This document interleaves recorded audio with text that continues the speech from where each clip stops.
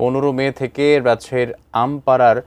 সময়সূচি নির্ধারণ করে দিয়েছে জেলা প্রশাসন। রাজশাহী জেলা প্রশাসনের সম্মেলন কক্ষ থেকে বিষয়ে আরও জানাতে সরাসরি যুক্ত হচ্ছেন সহকর্মী বুলবুল হাবিব। বুলবুল, আপনার কাছ থেকে জানতে চাচ্ছি, আম পাড়ার সময় নির্ধারণ করে দেওয়া হয়েছে, আসলে এ বিষয়ে কি তথ্য আছে আপনার কাছে, জানাবেন বিস্তারিত আমাদের। আকাশ, আপনি জানেন যে রাজশাহীর যে সুমিষ্ট আম, এই আমের আসলে সারা দেশব্যাপী একটা চাহিদা রয়েছে এবং এই আমটি আসলে খাওয়ার জন্য সারা দেশের মানুষজনই আসলে মুখিয়ে থাকে। সেজন্য রাজশাহীর জেলা প্রশাসন থেকে শুরু করে কৃষি অধিদপ্তর এবং বিভিন্ন স্টেক হোল্ডার যারা রয়েছেন তাদের একটা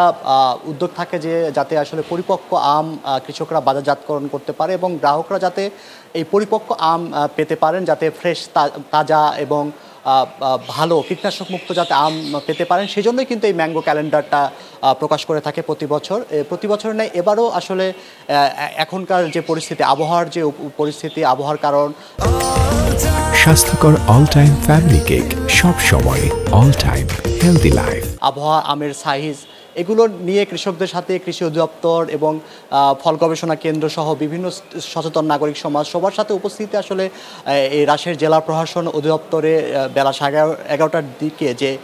মিটিংটা হয়েছিল আম বাজারজাতকরণ, সংরক্ষণ ও সংগ্রহ বিষয়ে, সেখানে আসলে এই সময়সূচি নির্ধারণ করে দেওয়া হয়েছে এবং সেই সময়সূচি অনুযায়ী 15 মে থেকে আপনার ঘুটি আম পাড়ার সময়সূচি নির্ধারণ করা হয়েছে এবং 22 মে থেকে গোপালভোগ আম, যেটা ভালো জাতের আম, এবং 25 মে থেকে রানী পছন্দ বা লক্ষণভোগ আম, 30 মে থেকে হিমসাগর খিরসাপাত, 10 জুন থেকে ব্যানানা ম্যাঙ্গো ও ল্যাংড়া, 15 জুন থেকে আমরুপালি ও ফজলি, 5 জুলাই থেকে বাড়ি আম 4, 10 জুলাই থেকে আশিনা এবং 15 জুলাই থেকে গৌরমতি আম পাড়ার সময়সূচি নির্ধারণ করে দেওয়া হয়েছে। এর বাহিরে কিন্তু আপনার কাটিমন এবং বাড়ি আম 11, এই দুটি আমও কিন্তু সারা বছর আম পাড়া সাপেক্ষে পারা যাবে। তো জেলা প্রশাসন থেকে যেটা বলা হয়েছে যে যাতে কৃষকদের এবং কৃষি অধিদপ্তরের বিভিন্ন উপজেলা কেন্দ্রিক যে কর্মকর্তারা রয়েছেন তারা আসলে মাঠে কাজ করছেন, কৃষকদের সচেতন করার চেষ্টা করছেন এবং এই মেসেজটা দেওয়ার চেষ্টা করছেন। আম ক্যালেন্ডারের করা উদ্দেশ্য এটা যে আসলে কৃষকরা যাতে সচেতন হয়, তারা যেন অপরিপক্ক আম যাতে বাজারজাতকরণ না করে, কারণ এই সুনামটা যাতে নষ্ট না হয়, সে কারণে কিন্তু এই আম পাড়ার যে সময়সূচি সেটা নির্ধারণ করা হয়েছে এবং সে বিষয়ে আসলে এখানকার